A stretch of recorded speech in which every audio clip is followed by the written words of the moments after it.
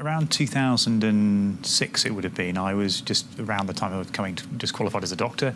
I was giving up of my free time on a homelessness charity on the south coast with people who had drug and alcohol dependency, and invited David Cameron, who had not long been leader of the opposition at the time, to visit, and he came down. He had a talk with him, and he suggested I might want to get involved, and I actually stood for local council at that time, and it went from there really. And then when David Cameron appealed for candidates with a record of public service, doctors, teachers and people to come forward after the MP's expensive scandal had hit, I was encouraged by the Conservative Party to put my name forward, and I was lucky enough then to be chosen for Central Suffolk and North Ipswich, and it went from there, and I was elected, and have been now an MP for 11 years, so quite some time.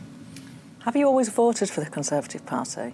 No, I voted under Tony Blair. I voted Labour. I've always thought of myself as a middle-of-the-road centrist, and at that time I thought that Tony Blair and the Labour Party had, offered a good way forward for the country. I thought he was always very pragmatic and often putting the right policies forward, particularly on the NHS. A huge injection of cash under Tony Blair into the NHS at that time, which made a real difference for the patients that I was looking after. So that's where my politics were from.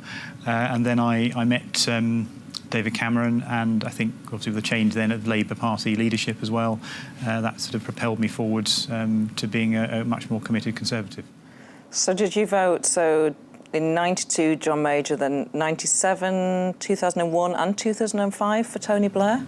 So I voted I couldn't vote in 1992. My first vote at the age of 18 was in 97. And then I voted Conservative in that election.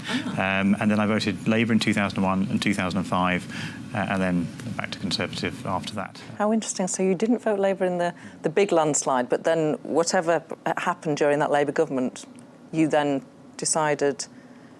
Did you decide to embrace the Labour Party, or were you cross and grumpy with the Conservative Party in 2001 and 2005? Well, prior to the 1997 election, I actually knew very well a Conservative MP, or if I was a family friend, so it was there was quite a strong family loyalty there that probably influenced my vote at the time. But after that, I found that I was listening to a lot of the debate. I was reading law at the time at Bristol, so I was actually quite tuned in politics, looked at some of the policies that the Labour government were putting forward and thought that's much more probably at that time where I was than where the Conservative Party were. And the Conservative Party were, I think, at that point in the wilderness, and had didn't seem to have a set of policies that appealed to what I would call the middle ground, the sort of centrist voter. And I'm always somebody who's believed in public services and investing in public services, and I think it was the commitment that Labour government showed, and Tony Blair particularly in his strong advocacy of that meant that I was very happy to be a Labour voter in 2001, 2005. You've described yourself as centrist and middle of the road a few times since we started chatting. Is Boris Johnson middle of the road and centrist? I think yes, I think he is, and I think when he was London Mayor, I think he showed that, and he had very liberal, what's called sort of liberal policies and things that I believe in, like for example voting for equal marriage, and those sorts of policies, which I think earmark his sort of centrist liberal type credentials. The difficulty, I think, in politics that we've all faced over the last few years has been that Brexit was so polarising. So even someone who was seen as being on the what I would call on the left, or the modernising sort of centre of the modernising side of the Conservative Party, or on the centre of politics, because of their views on Brexit, were sometimes portrayed by some segments of the media as being extremists. And actually, I think his true beliefs are very much, of those of being a centrist, and I think I hope I think what he's done recently. He's taking the decision to put up taxes with the health and care levy to pay for the NHS.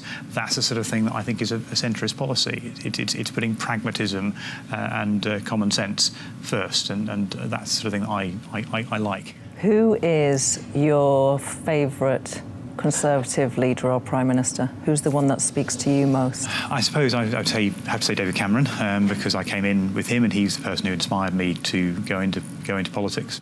You have another demanding job. At the moment, you are a frontline mental health doctor.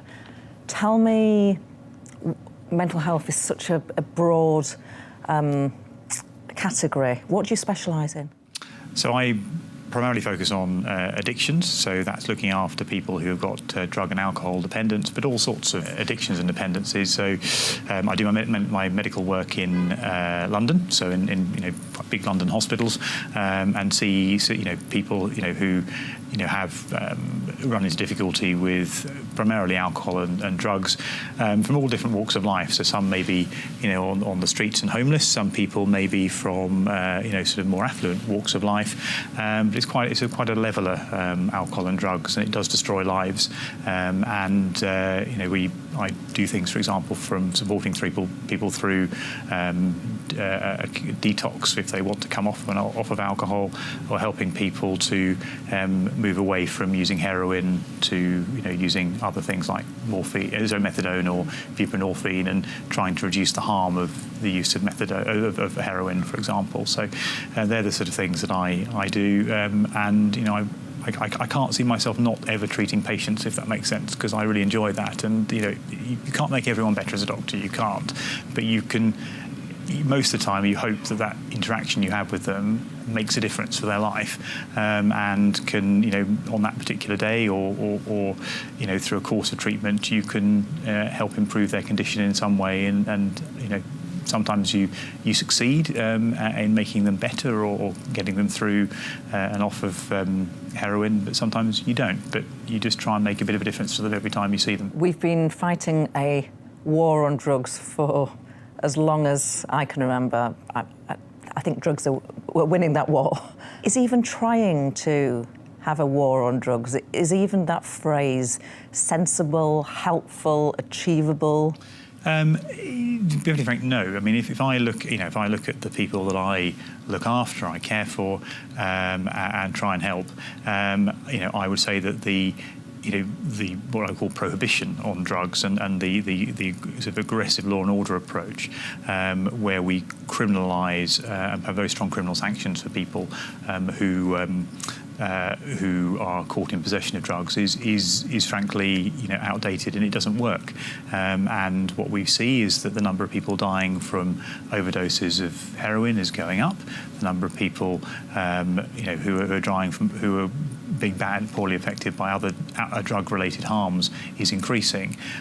So we need a different approach. I also don't believe just incarcerating people or giving them a criminal sanction for possession of drugs when they may be dependent on drugs or addicted to drugs is necessarily a very helpful way forward. And I think we've got to rethink it, look at models like they have in Portugal, where they have other approaches to better supporting people and treating it rather than as a criminal problem, treating possession of drugs, I'm not talking about necessarily larger scale dealing here, possession of drugs as a health issue, and that approach does save lives, and it turns and helps to transform lives as well, and helps people move away from drugs much more effectively than the current criminal justice approach seems to do.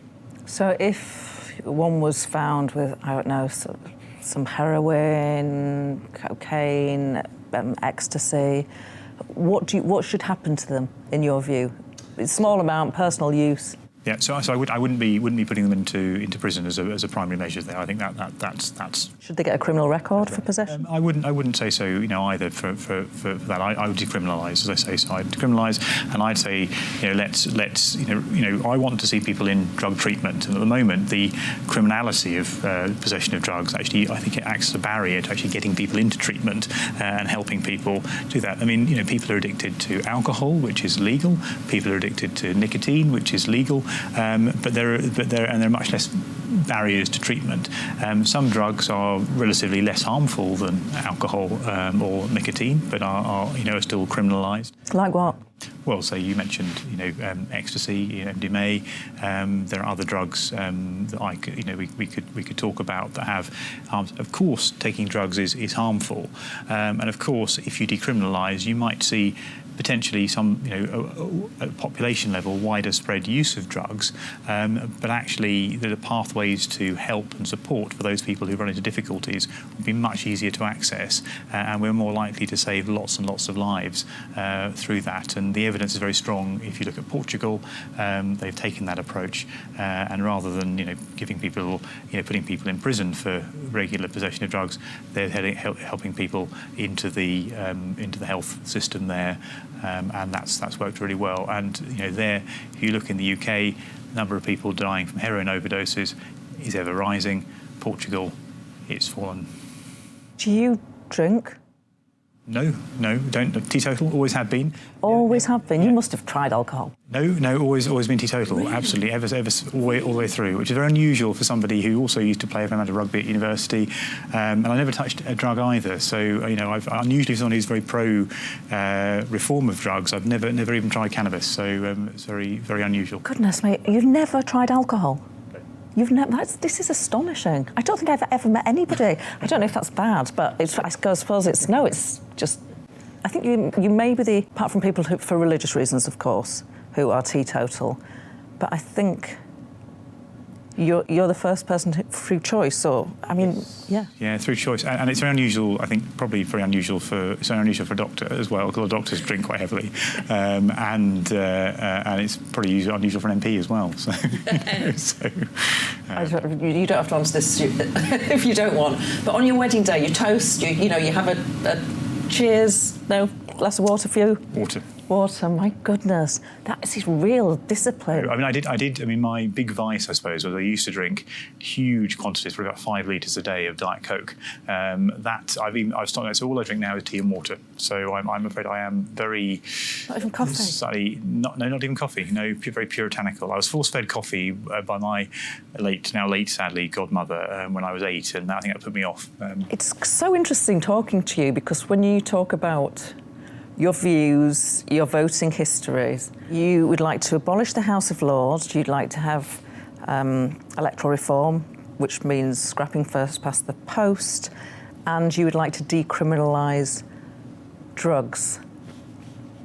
You can contest this, but if you'd like, but I think the chances of any of those things being Conservative Party policy are probably zero. Does that bother you? Not particularly, no. I mean, because all political parties are broad churches, and you have people who are on the the left or the right of the party who are a bit more liberal or have more socially conservative views, and I think you accept that that sort of 80%, 85%, 90% of your views hopefully broadly aligned with where your party are, and there are going to be some things that you go on. Do I think we'll get there on drug decriminalisation at some point? I hope we do, because that will save lives. Do I hope that we'll move there in the next decade? Yes. Do I think we'll get there in the next 5 years? Probably not. But I think it's important to have voices within every political party who have different views on some of these issues and can challenge some of the prevailing orthodoxies, because it's only that way that we can, change, hopefully for the better. Dr. Dan Poulter, brilliantly interesting. Thank you. Welcome to the GB News YouTube channel. You can watch us live 24 hours a day, catch up on your favourite shows, and join in the conversation in the comments below.